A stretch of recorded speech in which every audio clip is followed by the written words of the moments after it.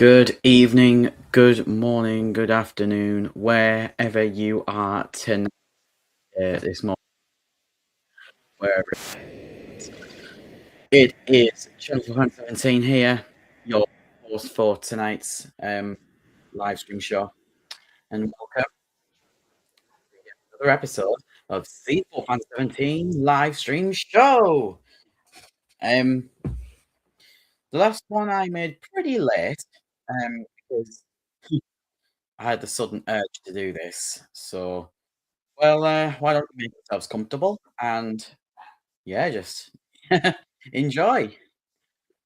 So today is yet another Sunderland news and banter. If if you haven't caught up with the other, oh, hang on, sorry, I forgot to put the join link in the chat. Anyway, today on the C4FAN17 live stream show, I am going to tell you if you haven't caught up already, I wanted to.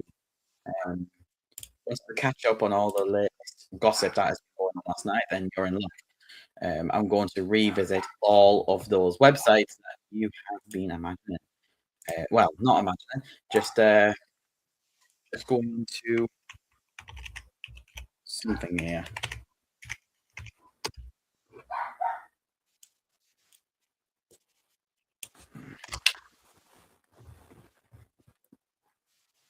Right. Okay, so now we are on the Premier League website, premierleague.com/en.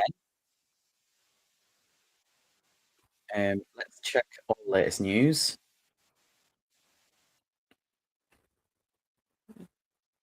See the lineups for Fulham and Chelsea. No, thank you. And Newcastle really thought they were going to beat Liverpool 2-1, but thanks to an equalising goal, Liverpool actually caught Newcastle making the scores 2-2. Absolutely beautiful. So, the most important thing is we are going to go on to the Premier League matches for here real quick. Yeah, it was a bit of a sad time for the opening match of our games because we lost to Ipswich Town 2-1 on last Saturday. Um, but yeah, we've still got plenty of more matches to go to, at least 34, 35 matches to go until the not go anywhere near the end of the season yet. This season's only just started. Um, hang on, I'm gonna go back. I'm just gonna search up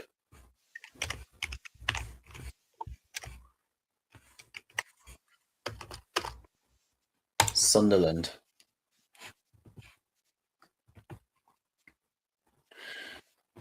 These are our match lineup for the last starting 11 for the match. Robin Roots was our goalkeeper, and then Thomas Munier was here. He's our newest signing. We're very Dan Ballard is number 5. Number 13 is Luke O'Nine. 17, Mava. Number 27 is Siddiqui. And then Granit Xhaka, he's our current captain. Trey Hume is Sunderland's number 32. And number 28 is Enzo Lefebvre. Man, have you seen the new if you have seen the new kit for the 2026-27 season, it's based off of I think it's the 1973 FA Cup win. I think so. Number 10 is Angulo, and then number 9 is our main striker, Brian Brobby. Top goal scorer was Nelson Angulo. And then most successful passes was Granit Xhaka with 64 successful passes. Our manager is Regis Greece. He moved to Sunderland while we were in the Championship. He moved from this football club in France called FC Lorient. Um, spelled Lorient. Um, Orient. The T is silent. Uh, Regis Lebris. I think that's where it came from. FC Lorient.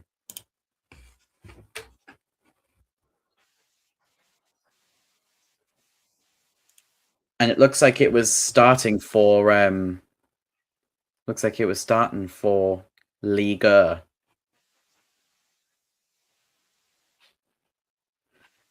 It's not called League One, it's called Liga.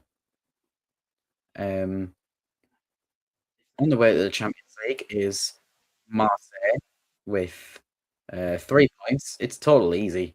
And it's only just their first game. Um Number second is Lens. Come on, man. We literally beat them with hang on. No, wait. Yeah, we beat because they weren't good. They literally weren't good. Um, the the passing was and stuff. I don't know why they're second. Third is LOSC with a total easy 3 points. PSG is number six. Brest, um, Le Mans, Reims.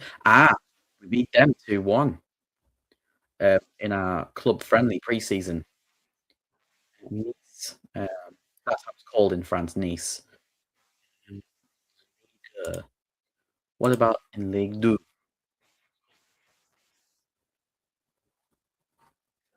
Lorient is, I think it was promoted.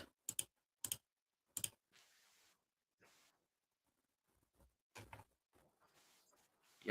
The relegation is Auxerre and Strasbourg.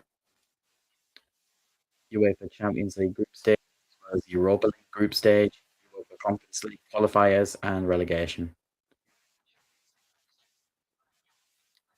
Yeah, last season Sunderland got promoted to the um, after beating Chelsea 2-1 in the final match of the season. Last season.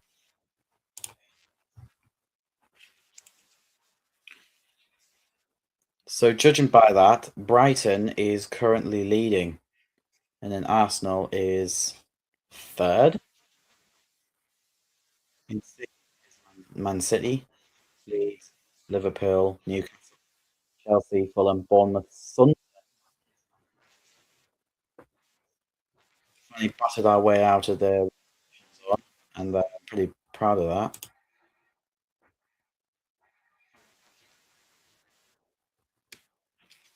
Huh. Yo, what's up, fam? Hey, Jaden. Good to have you here, mate. Um, Leo only wants to be in this stream. It's because he just it's because he wants to scream in the thingy. Just because he wants to.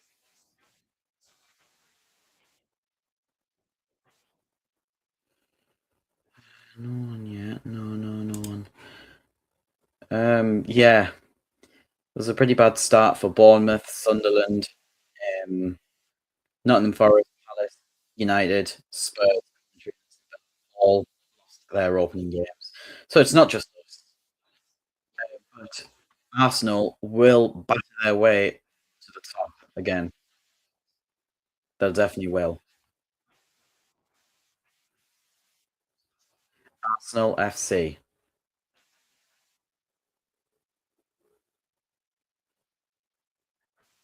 Well, I could say that Arsenal have been doing pretty well in this um well, last season, of course, because Arsenal in the 2025-26 season, they actually battered their way up to first place, along with Man City in second, Man United in third, Aston Villa in fourth, Liverpool fifth, Bournemouth sixth, Sunderland seventh, Brighton eighth, Brentford ninth, Brighton eighth, Brentford ninth, Chelsea 10th, Fulham 11th, Newcastle 13th, Everton, Leeds 14th, Palace 15th, Forest 16th, Spurs 17th, West Ham 18th, Burnley 19th, and then Wolves 20th. Three of these teams have been relegated from the Premier League because they haven't been doing so well. Erling Haaland, for all I know, he's been doing pretty well in the cup. He plays for Norway in the Premier League. He plays for Man City. Bruno Fernandes, though, he plays for Man United. I don't know where. Probably Portugal. Yeah, he plays for Portugal and in the World Cup.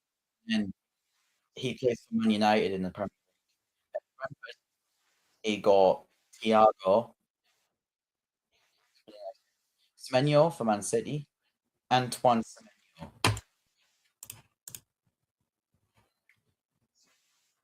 Yeah, that's okay. That's okay.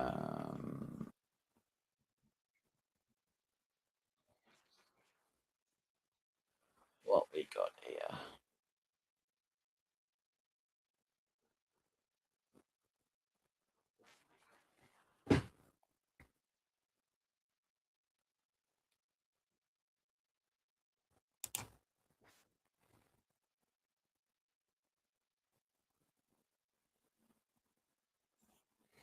That was the 2021 Premier League season. I think that's when Sunderland were in either the Championship or League One. Because Arsenal has not yet been relegated. In fact, it's never been relegated before because they've been doing well.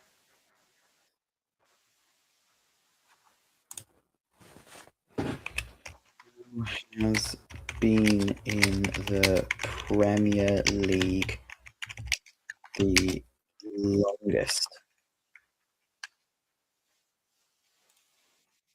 I bet it's going to say Arsenal. Yep, Arsenal. Arsenal have been in the Premier League for the longest consecutive time.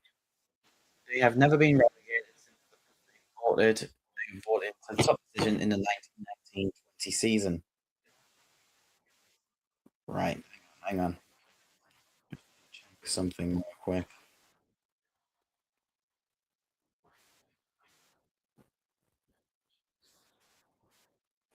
Oh, Jesus Christ. Right, okay, give me a minute here. I'll be right back.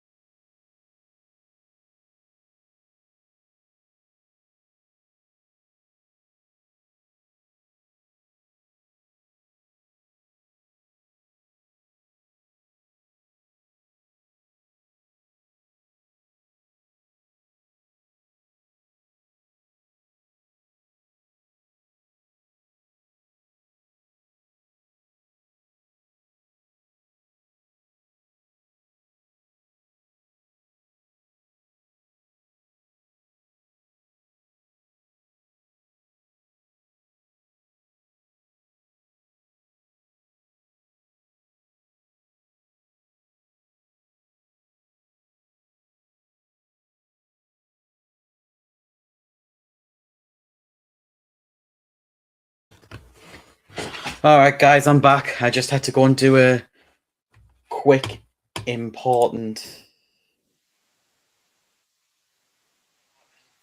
Leo man. He keeps saying, "Add me, add me, add me." Oh, can you just please stop, Leo? For God's sake, I can't add you all the time, you know. I am a bit busy.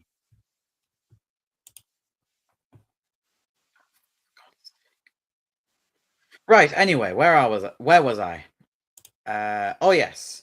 Well, we're gonna go onto maps. Um,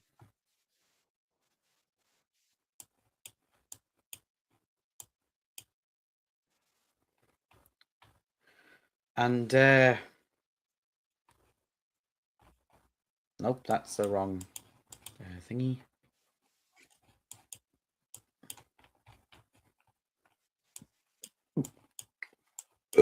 Pardon.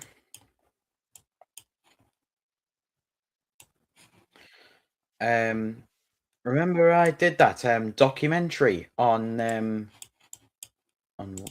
re you remember when I did a video on this building, right? It was a documentary. Well, it wasn't really a documentary. It's just a building.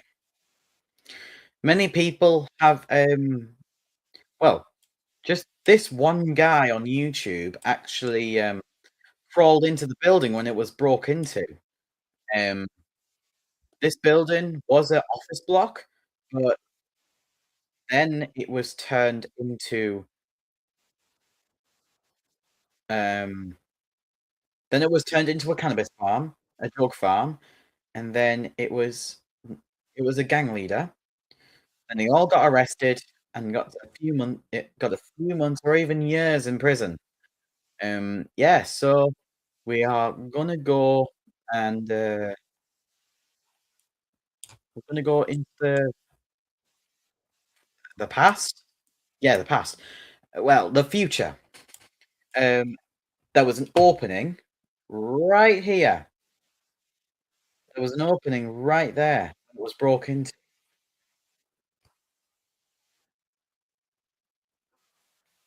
Then it was never open. But then after its closure, it was never opened since. Um, that's why that the shutters were shut and opened since. And there were many like glass there was many glass windows that were smashed in because someone actually broke in. And if you were to land in by helicopter, they would lower you down, get you onto the roof. But then you would actually go into the doors that were on the roof, then you would go down these sets of stairs. Well, I think the stairs are here, and then there was a lift inside of it, and there were working toilets. Yeah, that sign, "Officers to Let," isn't really helpful anymore because it was a drug farm, and they didn't really like drug farms in this. They might have to take down the "Officers to Let" sign because that's not really helpful.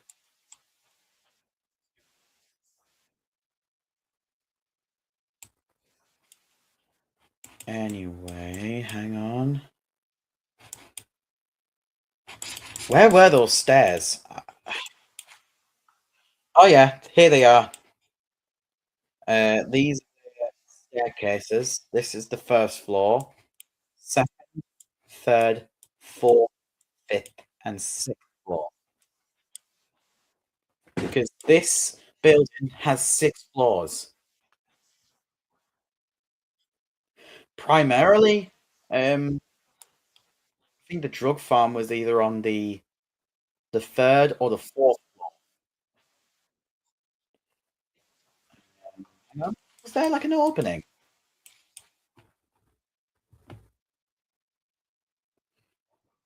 Yeah, this was all barricaded up.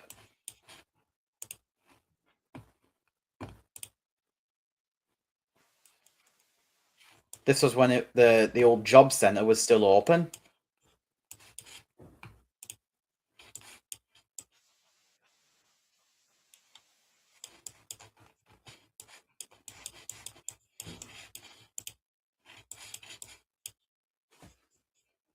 Look at that. Doors open.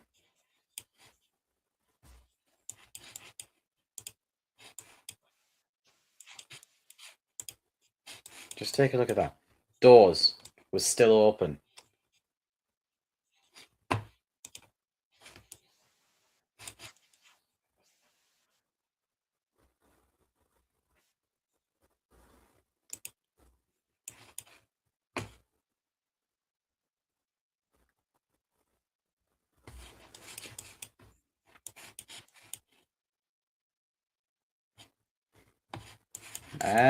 What was I going to say? Some people, well, some streamers, normally forget what they were saying.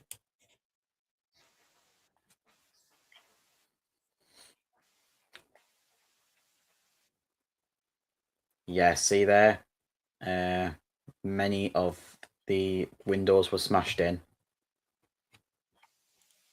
Council couldn't even be bothered to connect it all.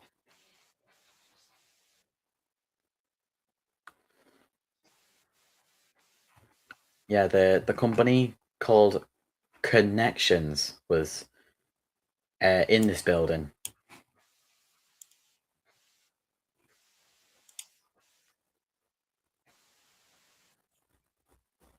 I don't know if Witchman House was still open by the time it was 2016,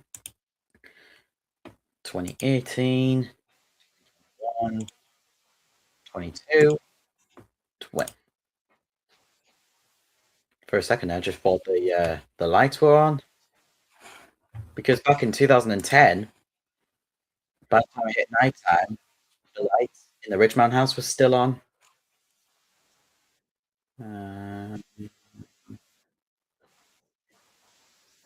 Nope, no one here.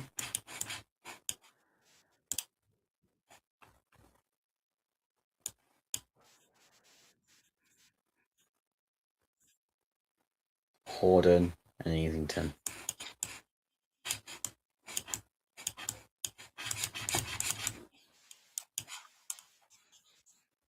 Oh, it's perfect. I've got like 3 viewers.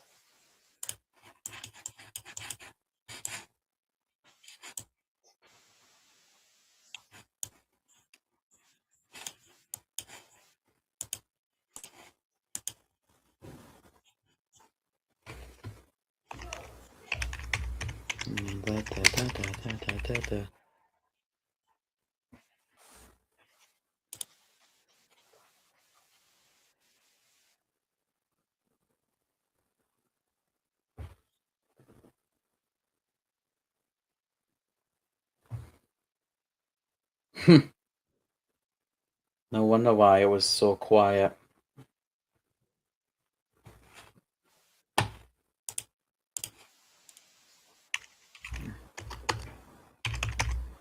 Ridgemont House News 2020.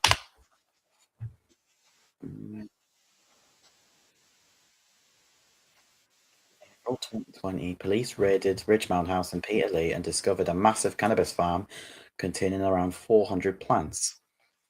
The 5-story Ridgemount House building on Beadway, located next to the Peterlee bus station.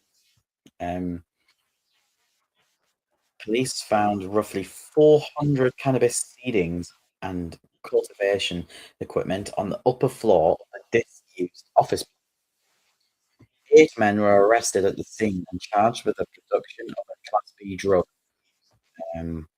Before becoming available for sale, the building previously housed local drug and alcohol recovery services.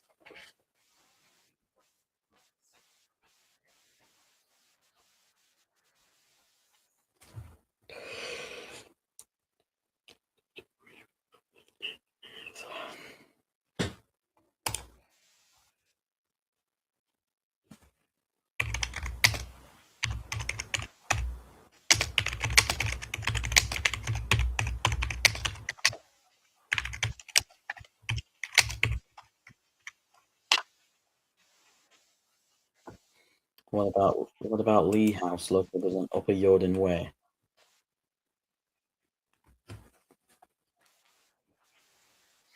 The building on Upper Yorden Way is actually named Lee House, and it has a very similar history to Ridgemont House, having become a major hub for antisocial behaviour and structural fires. Built in 1974, the seven-story Lee House originally served as the headquarters for Peter Lee Development Corporation. It later hosted local charities and community groups before being entirely vacated around 2015. The June 2022 fire. A massive fire broke out on the fifth floor of the derelict building. It required six fire engines and emergency crews to battle the flames through the night. Criminal activity followed the 2022 fire. Uh,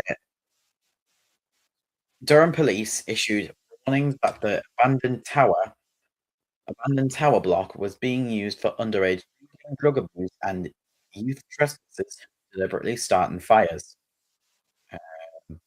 Another major fire broke out on the first floor of the building. The incident blocked off the car park to the nearby Castledene Shopping Centre as the four fire engines tackled the blaze. Due to the persistent dangers, local residents have widely called for the building to be completely pulled down. Durham County Council continues to try to work with private owners regarding the future security and potential regeneration of the site. Would you like details on other abandoned town centre buildings in County Durham area? Or are you looking for historical photos? Really,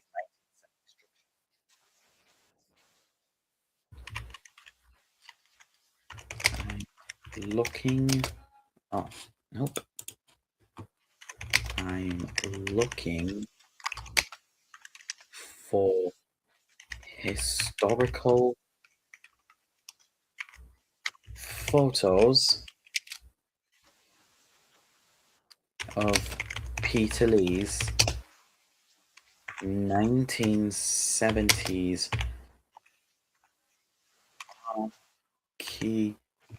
architecture.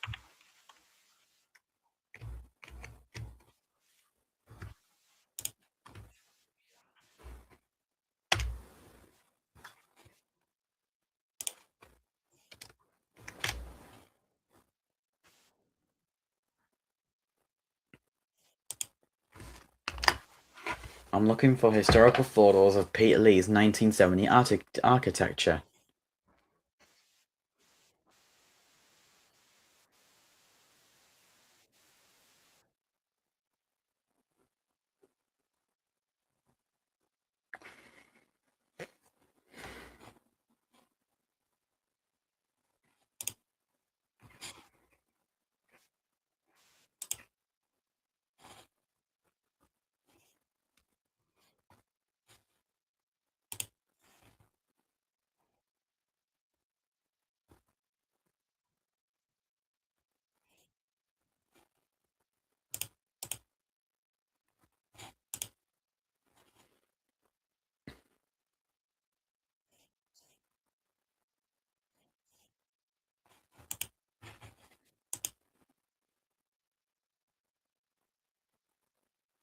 Hmm. Greg's. There used to be a Greg's here. Well, there is still a Greg's here, but that's what it used to look like. Ground level shops and access ramp to the upper level shops. Well, that was uh, taken down for more shops.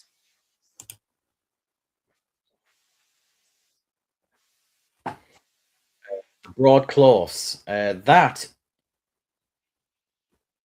is what concerns me.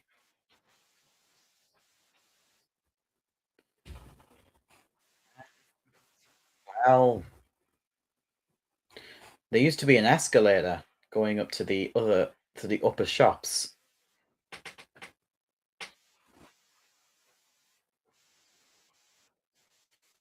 That was from Peter Lee.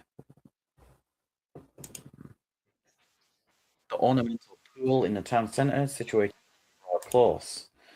Duo has butchers.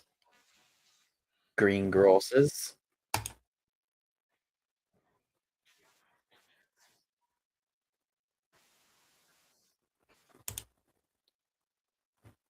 Look at all that. I gotta say that was taken from at least the 1800s.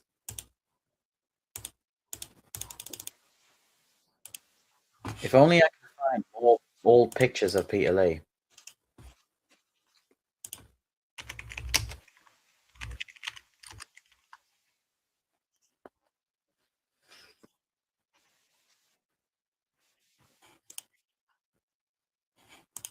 Nope. If you guys want to join me later on tonight, then you can.